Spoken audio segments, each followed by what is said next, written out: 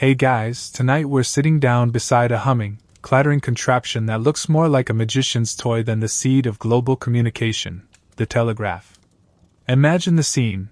It's the mid-19th century.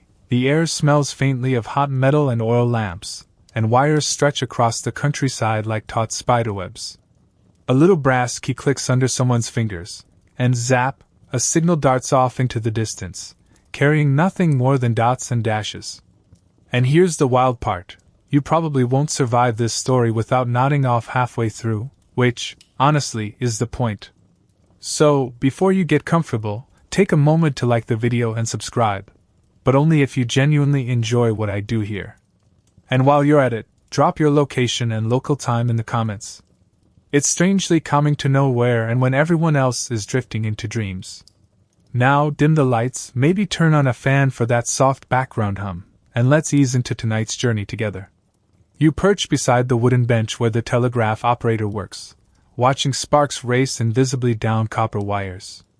Every click of the key seems insignificant, yet across miles of countryside another operator listens, decoding the rhythm with practiced ears. That's your mainstream historical fact. Samuel Morse's telegraph, patented in the 1830s and widely adopted by the 1840s, was the first system to send messages almost instantly across long distances. It shrank nations and rewrote the tempo of business, politics, and gossip alike. The sensory details are thick: the warm hiss of oil lamps, the faint smell of varnished wood, the steady tap-tap-tap that feels hypnotic if you close your eyes. You picture wires buzzing across prairies, dangling from poles, humming faintly in the wind like a ghostly harp. Here's your quirky tidbit. Telegraph operators sometimes swore they could hear messages even when the line wasn't active, a sort of phantom Morse, like a musical earworm rattling in their brains. Imagine lying in bed, blankets pulled up, and still hearing dit-dit-da as though someone were knocking on the inside of your skull. Historians still argue whether the telegraph should be understood mainly as a technical triumph or as a cultural earthquake. Was it just wires and sparks, or did it permanently alter the way humans thought about time, distance, and connection? Some see it as the Victorian Internet. Others call that comparison far too generous. But as you sit here, watching an operator sweat over the key, you can feel how extraordinary it must have been to send words flying faster than the fastest horse.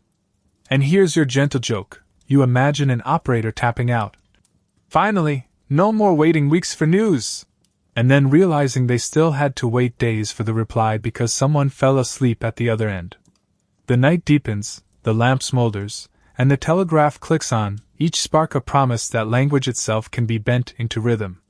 You feel yourself swaying with it, lulled by dots and dashes that are less words than whispers, the first breath of a story that will, in time, smile back at you.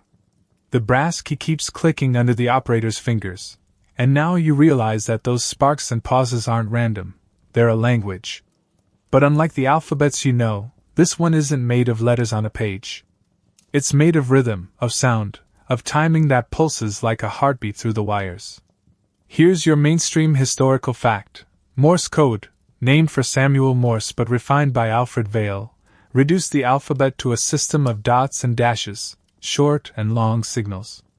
The code spread quickly across telegraph networks in the mid-19th century, and soon operators across the globe could send and receive messages with nothing more than clicks and pauses. You sit closer, watching the operator tap, dit-da, dit-da-da. To you it's gibberish, but to him it's as clear as ink. He doesn't even write it down. He hears words in the rhythm itself, like music played only for the trained ear. That's what makes the whole system extraordinary. It's not just technology, it's literacy and sound. Here's the quirky tidbit. Some operators became so skilled they recognized each other not just by the code, but by the fist, the unique rhythm and style of how someone tapped. It was like recognizing a friend's handwriting, or today, their texting style. Imagine greeting a colleague on the line not with, "Hello, it's John," but with, that stuttery fist, it must be John. Historians still argue whether Morse code was truly democratic, anyone could, in theory, learn it, or whether it created a closed guild of elite communicators. Did it shrink the world for everyone, or only for those who had access to the wires and the skill to decode? The debate hums along the wires even today, like a faint echo of the old arguments. The sensory details pull you deeper. You hear the wooden desk creak as the operator leans in, smell the faint tang of hot metal from the battery case, feel the vibrations through the table as each tap-tap lands. Close your eyes and it's like a drumbeat in the dark, words traveling invisibly across miles. And here's your gentle joke. You picture a beginner trying to keep up, mistapping the code for ship and accidentally sending cheap. Somewhere, a confused businessman receives a telegram reading, "Your sheep arrives Tuesday, bring dock workers." As the night wears on, you can almost sense the rhythms lodging themselves in your mind. Dit-dit-da-da-da-dit. A strange lullaby, equal parts language and lull. And with every click, the telegraph draws the world smaller, one dot and dash at a time. The rhythm of dots and dashes continues, and you begin to notice something peculiar. Not every message follows the neat form of the codebook. Operators shift tempo, shave pauses, and invent abbreviations, like students passing notes in class.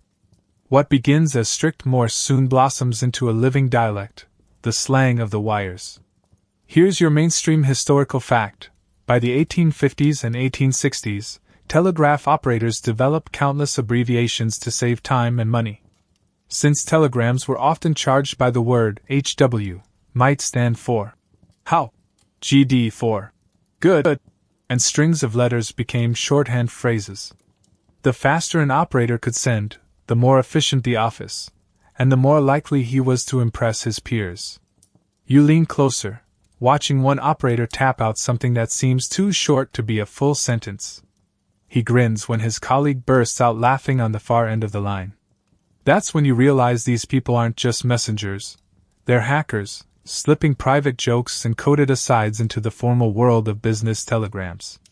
Here's the quirky tidbit. In some busy American offices, operators actually created secret, numerical codes that meant whole phrases. For example, 73 meant best regards, and 88 meant love and kisses. If you've ever seen an old ham radio buff sign off with 73, that tradition traces back to these same wire-borne shorthands. Imagine writing LOL with dots and dashes in 1860. Historians still argue whether these shortcuts were merely practical or whether they reveal something deeper, a human impulse to personalize even the most rigid systems. Were operators saving time, or were they deliberately bending an impersonal technology into something expressive and playful? Some say it was efficiency, others say it was artistry born under pressure. The sensory details put you in the middle of the room.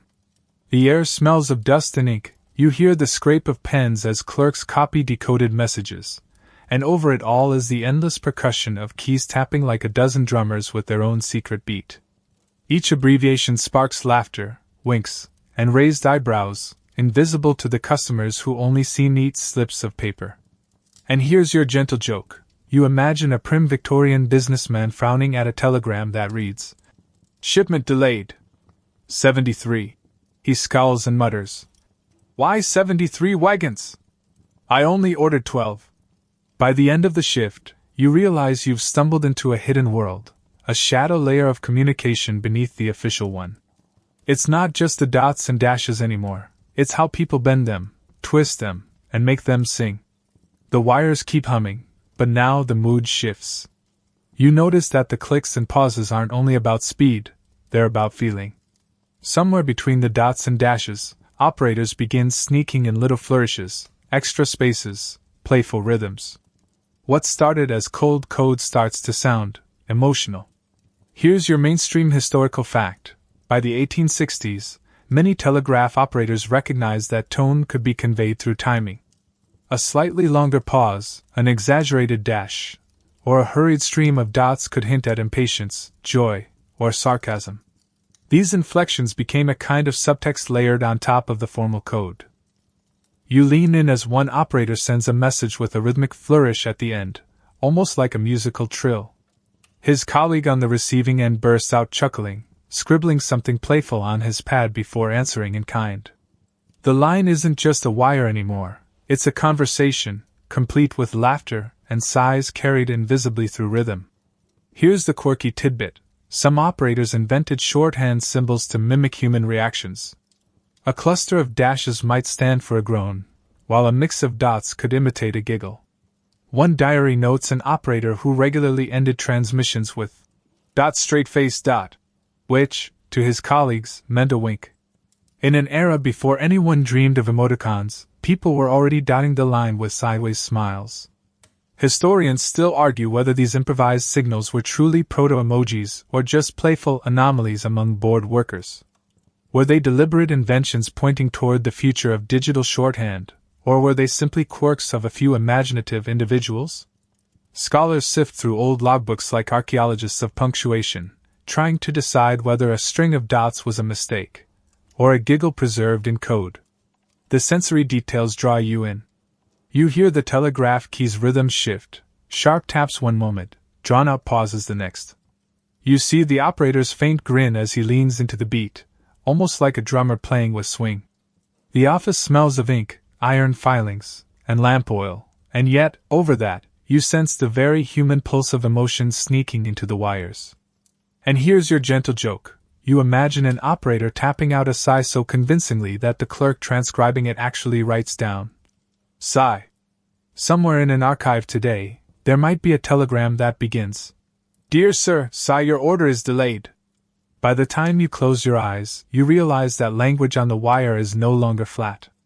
It has texture, rhythm, even personality.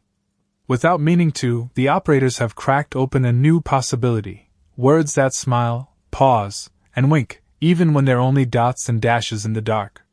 The room hums with familiar clicks, but tonight something different passes along the line. You watch as an operator pauses, tilts his head, then taps out a curious little sequence. 3 dots, a dash, another dot. He chuckles, and when the reply comes, the receiving operator chuckles too. You lean closer, realizing you've just witnessed the birth of something strange and endearing, the first sideways face. Here's your mainstream historical fact. While Morse code was never officially designed for visual play, some operators began arranging dots and dashes in ways that suggested faces or gestures. Though primitive, these playful insertions became recognizable within their circles as shorthand for smiles, winks, or even raised eyebrows. The dry code suddenly had personality. The sequence is simple, almost silly, but it makes sense. In the absence of real faces or tones of voice, a cluster of marks becomes a smile. You see how contagious it is. The operator grins while sending it, and the one receiving grins too, proof that meaning can leap across wires with nothing more than a few carefully arranged symbols. Here's the quirky tidbit. One operator's notebook from the 1870s contained doodles of Morse sequences he called face tricks. Some looked like odd constellations, others resembled sideways smirks. He even joked that one particular set of dashes was a face that looks unimpressed with my lunch. Imagine inventing emojis a century early just to complain about stew. Historians still argue whether these proto-smileys were widespread or just the private amusements of a few bored telegraphers. Were they genuine communication tools, precursors to the emojis on your phone, or just playful noise sprinkled into otherwise serious transmissions? Some argue they shaped a hidden layer of digital culture, others shrug and call them idle doodles on the line. The sensory details bring you deeper. The telegraph room glows with lamplight, shadows stretching across wooden desks. The brass keys shine with use, and the faint smell of heated batteries lingers in the air. The rhythm changes when the face is tapped out, lighter, quicker, almost conspiratorial. You can feel the grin behind the signal, even if you can't see it. And here's your gentle joke. You imagine an exasperated clerk receiving a telegram filled with odd clusters of dots, staring at it and muttering, "Is the train late, or is the telegraph operator flirting with me?" By the time the little smiley travels down the line, it's more than a code, it's a spark of humanity dressed in punctuation. A sideways grin that proves, even through wires and distance, people will always find ways to make language wink. The little sideways faces keep popping up, and you start to realize that laughter, sighs, and grins aren't the only tricks riding the wires. Telegraph operators, spending long hours at their posts, begin to entertain one another with entire coded jokes, riddles and pranks disguised as official business. What was supposed to be the beating heart of commerce and empire sometimes sounded more like a comedy club strung across poles and wires. Here's your mainstream historical fact. Telegraph operators often work long, monotonous shifts, relaying endless messages about rail schedules, commodity prices, or diplomatic updates. To break the monotony, they slipped in playful transmissions, coded in shorthand only their peers would recognize. These exchanges turned the wires into a private social network, decades before the telephone. You picture it, one operator tapping out, "did-did-da-da," ending a routine message with a nonsense flourish that makes no sense to the customer but cracks up the colleague decoding it miles away. Another sends a telegram that, when decoded, turns out to be a riddle. "What runs but has no legs?" The answer arrives a moment later. "A river, 73. The official records show only a brief delay. The operators know they've shared a joke at lightning speed. Here's the quirky tidbit. There are documented cases of prank telegrams being delivered to bewildered recipients. One unfortunate mayor supposedly received a message that read simply, "Your cow has eloped. Regards." By the time the mix-up was explained, the entire network of operators along the route was laughing. Imagine trying to keep a straight face while handing that slip of paper to a dignitary. Historians still argue whether this subculture of telegraphic humor undermined the seriousness of the network, or strengthened it by keeping operators alert and connected. Were the jokes a dangerous distraction in an industry that kept trains from colliding, or were they the only way humans could survive the grind of endless clicking in lonely offices? Accounts differ. Some paint operators as mischievous, others as guardians of railways who just happened to slip in a pun. The sensory details bring the mischief to life. You hear the relentless tapping suddenly break into a pattern too jaunty to be official. You see the operator's grin, lit by lamp glow, as he leans back in his chair, waiting for the answering chuckle to arrive through the brass receiver. The room smells of coal smoke drifting in from the street, the warmth of the stove pressing against the chill night, and somewhere in the background, laughter bursts as another prank lands. And here's your gentle joke. You imagine a telegraph clerk explaining to his boss, "The wires are clogged tonight." The boss frowns and asks, "With what?" The clerk mutters, "Apparently riddles and cows." By the time the night wears on, you realize the wires weren't just arteries of empire or commerce. They were also playgrounds, carrying sighs, chuckles, and jokes that bridge distances with humor, proof that even through brass keys and sparks, people still craved a laugh before the next train schedule rolled in. The laughter on the line softens, and now you notice a different rhythm taking shape, not jokes this time, but something softer, more deliberate. Between the business telegrams and the riddles, a subtler current hums, the coded flirtations of operators who never meet face to face. Here's your mainstream historical fact. Telegraph offices often employed young men and women as operators, and many spent long shifts communicating with colleagues miles away. Out of boredom or curiosity, these exchanges sometimes grew personal, slipping from business into banter, and from banter into courtship. More than a few marriages actually began with Morse code. You lean in as an operator hesitates before sending the next line. He taps out something slightly slower, a pause stretching between dots as though holding a breath. On the other end, a reply comes back in quick, playful bursts, almost giggles translated into rhythm. Without seeing faces or hearing voices, the two manage to weave a dance of timing, a conversation alive with unspoken warmth. Here's the quirky tidbit. 88. Shorthand for love and kisses became a common part of telegraphic slang. Imagine a Victorian clerk tapping that code at the end of a day's chatter, grinning to himself while pretending to file reports. One story tells of two operators who fell so deeply into telegraphic courtship that when they finally met, they could barely speak out loud. They were too used to conversing in dots and dashes. Historians still argue whether these coded romances were widespread or rare curiosities. Some scholars suggest that the anonymity of the telegraph encouraged bolder exchanges, a kind of 19th century online dating. Others dismiss most of the stories as exaggerations, arguing that the work was too closely supervised for real intimacy to flourish. The sensory details here are quiet, almost intimate. You hear the slower rhythm of the key, the way pauses stretch a heartbeat longer than necessary. The lamp casts a soft, golden circle over the operator's bent head. The room smells faintly of ink and coal smoke, but beneath that is something warmer, almost like the breath of someone leaning close to whisper. And here's your gentle joke. You imagine an exasperated manager storming in to ask, "Why are these messages taking twice as long tonight?" The operator blushes and mutters, "Because love has lousy handwriting in Morse." By the time the shift ends, you realize the wires carried more than just telegrams. They carried stolen smiles, winks, and coded affections. Even in a world of rigid etiquette, sparks found a way to leap, not just across the wires, but between the people who tapped them. The room is quiet again, the rhythmic chatter settling back into its steady heartbeat, but you start to notice a familiar pattern weaving in and out of the clicks. It isn't just random code or secret flirtation, it's laughter. The kind that ripples between operators even though they can't hear one another's voices. Here's your mainstream historical fact. By the late 19th century, telegraphers developed specific shorthand sequences to represent laughter and amusement.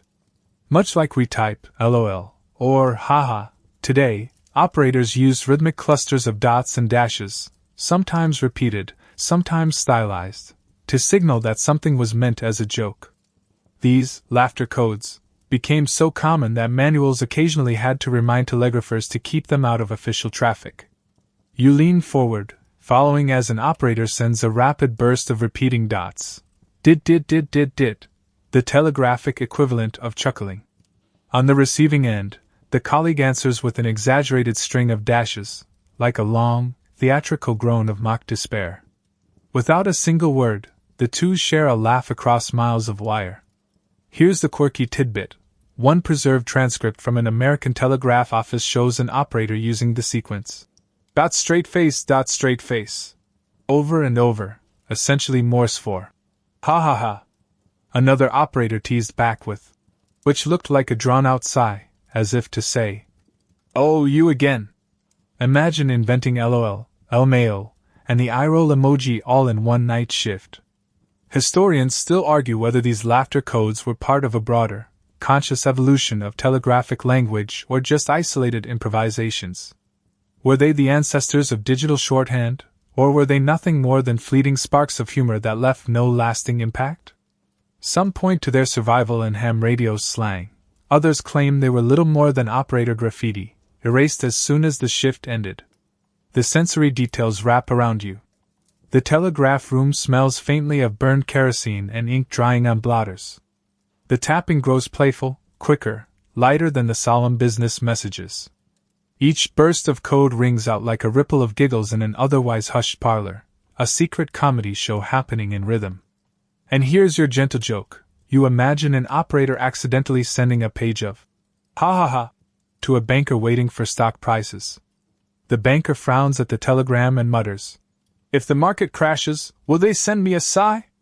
By the time the laughter codes fade into silence, you realize that humor itself has found a way to travel the wires. Even in the stiff formality of Morse, people couldn't resist sneaking in giggles, turning rhythm into laughter that no storm, no distance, could quite silence. The laughter codes fade, but not every playful signal lands the way it's intended. You lean closer to the bench as a fresh series of clicks echoes through the wire, only to watch the receiving operator frown, tilt his head, and scribble something down with hesitation.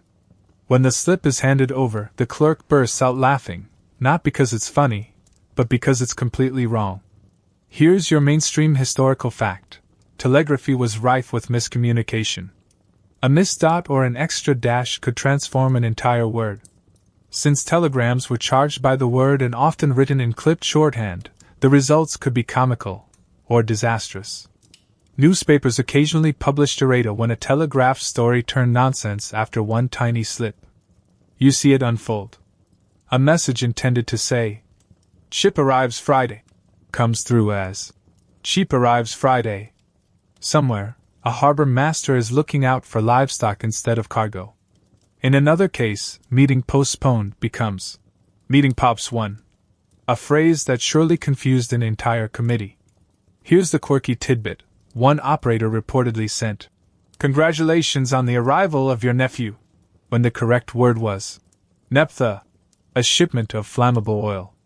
The recipient threw a party before realizing he was supposed to prepare a warehouse, not a cradle. Imagine explaining that mix-up to the insurance company. Historians still argue whether these constant misfires were mostly human error or a symptom of the telegraph's limitations as a medium. Was Morse code inherently too fragile to carry nuance, or were operators simply overworked and underpaid, making mistakes inevitable? Some scholars call it a systemic flaw. Others insist the comedy belonged to tired hands, not faulty wires. The sensory details here are sharp and chaotic. You hear the uneven rhythm of a rushed operator, the scratch of a pen pausing mid-letter, the nervous cough of a clerk realizing something is wrong. The room smells of ink and scorched dust, thick with the tension of deadlines, yet beneath it, bursts of helpless laughter remind you that mistakes were as much part of the system as accuracy. And here's your gentle joke. You imagine a customer opening his telegram to read, "Happy birthday, stop. Funeral Friday, stop." He scratches his head and mutters, "Well, I suppose one of those applies." By the end of the night, you realize that the wires didn't just carry efficiency and wit. They carried plenty of accidents too. And sometimes, the accidents told their own kind of story, one where sheep docked at harbors and nephews arrived in barrels of oil. The mistakes fade into laughter, but now you notice a new layer humming beneath the official traffic. Operators, after hours of tapping, begin to pass not only jokes but stories, gossip drifting through the wires like smoke curling across rooftops. What started as messages about trains and shipments slowly turns into whispers about people. Here's your mainstream historical fact. Telegraph operators often worked in networks where they knew one another by fist, or by reputation, and over time, lines became informal channels of gossip. Bits of news, scandal, or rumor were relayed alongside official transmissions, spreading faster than newspapers and often more colorfully than fact. You lean in as an operator pauses between stock reports, then sneaks in a side message. "Operator in Albany says Mayor's wig blew off." The receiving operator chuckles, tapping back. "Send details." Within an hour, half a dozen offices are in on the story, passing it along like a chain letter.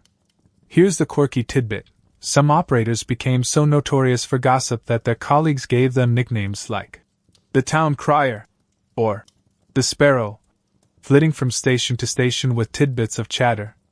One man supposedly invented a shorthand just for relaying news of local romances, ensuring juicy updates arrived long before the morning paper.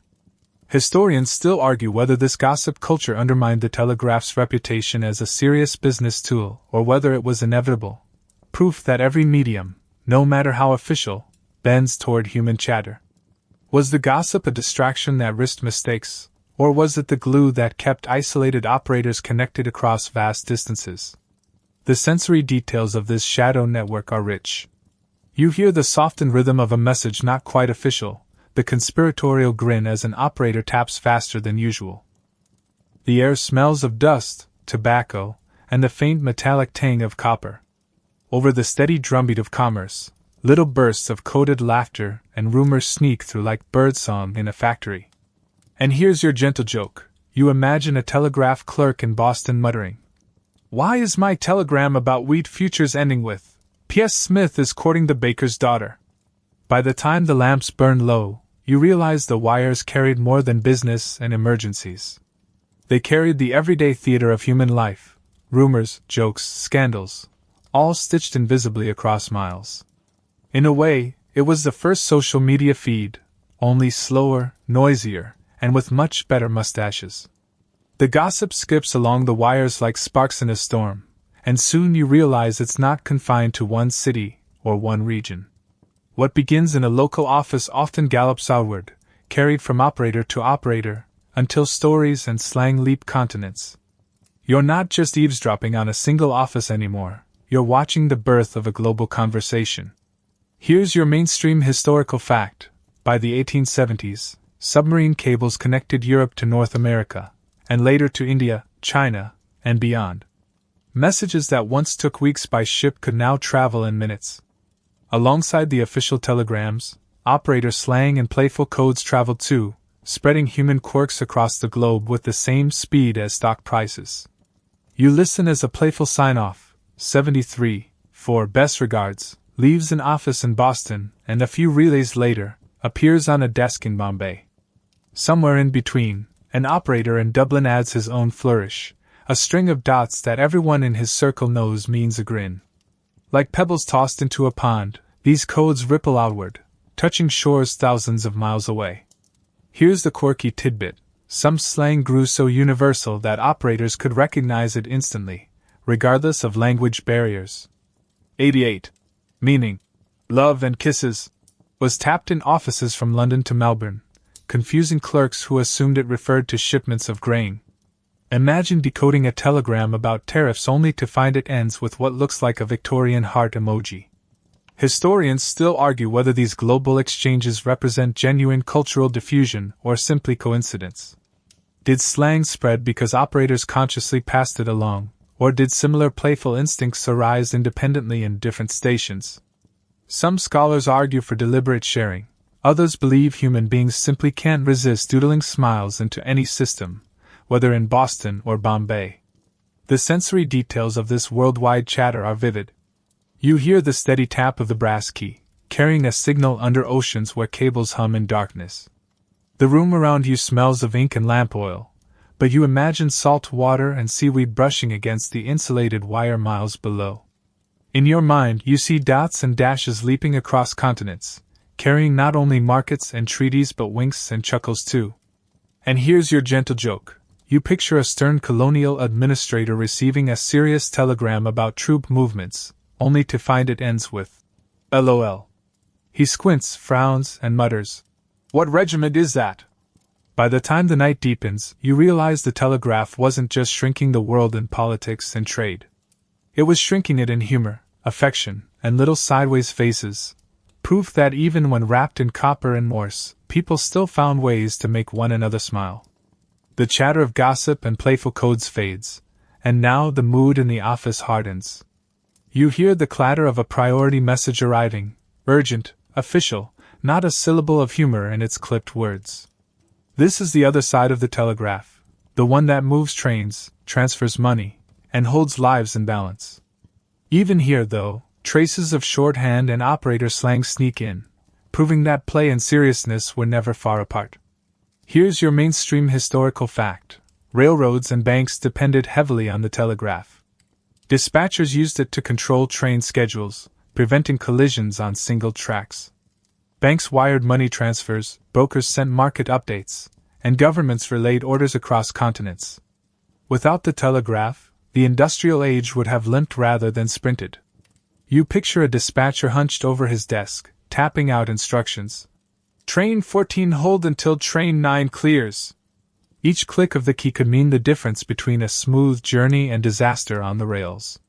Yet while the stakes were high, operators still found ways to compress, abbreviate, and streamline, leaving behind cryptic little codes that felt half official, half playful. Here's the quirky tidbit. Some railway operators used oddball symbols to stand for entire phrases. A repeated might mean, "all clear," while a quick flourish at the end meant, "coffee break." In one case, a supervisor discovered that half his crew had been adding what looked like random dots at the end of dispatches. It turned out to be their secret signature, a wink hidden in plain sight. Historians still argue whether this culture of shorthand improved efficiency or introduced dangerous risks. Did it make the system faster and more flexible, or did the blending of business and play increase the chance of deadly misreadings? Some point to accidents where a single mistapped code caused tragedy, while others argue the informal marks kept tired operators alert through endless shifts. The sensory details here are taut. You hear the clipped, urgent rhythm of dispatches rattling along the line, faster and sharper than the lazy chatter of gossip. The room smells of coal dust carried in by trainmen, of ink drying too quickly on urgent slips. The lamplight gleams off polished brass, and every sound feels like a drumbeat counting down to departure. And here's your gentle joke. You imagine a banker waiting for a crucial stock update, only to see a doodle-like flourish at the end of the telegram. He mutters, "Did the market collapse, or is the operator flirting again?" By the time the night wears on, you see how the telegraph balanced two lives at once: lifeline of empire and business, and playground of humans who couldn't resist adding a grin. Even in moments of urgency, the wires carry not just orders, but echoes of personality. Proof that the line between serious and silly is always thinner than we think. The night hums with urgency and play, and you begin to notice that people outside the telegraph rooms have started to pay attention too. Scholars, journalists, and curious onlookers wonder what exactly is happening on those wires. Are operators inventing a new language, or just amusing themselves between official dispatches? Here's your mainstream historical fact. By the late 19th century, debates about the telegraph's cultural impact were common. Newspapers praised its speed and efficiency but also fretted about errors, gossip, and the odd shorthand marks creeping into transmissions. Commentators asked whether the medium was improving communication, or corrupting it. You lean over the operator's shoulder as he flips through a notebook filled with odd marks and playful sequences. Some look like abbreviations, some like doodled faces in Morse. He shrugs when asked what they mean, as if to say, "It depends." For him, they're tools and toys at once. For the outside world, they look suspiciously like a new alphabet trying to be born. Here's the quirky tidbit. One early etiquette guide for telegraphers warned against frivolous use of symbols, claiming it confused clerks and annoyed customers. Yet those same symbols kept cropping up, passed from one bored operator to another, too useful, or too fun, to abandon. Imagine an official scolding someone for using LOL, only to find it in every office a week later. Historians still argue whether these proto-emojis should be considered deliberate invention or accidental emergence. Were operators consciously reshaping language to include emotion, or were they just doodling in code, never imagining it might last? Some scholars hail them as visionary precursors, others dismiss them as statistical noise in a vast sea of dots and dashes. The sensory details pull you into the debate.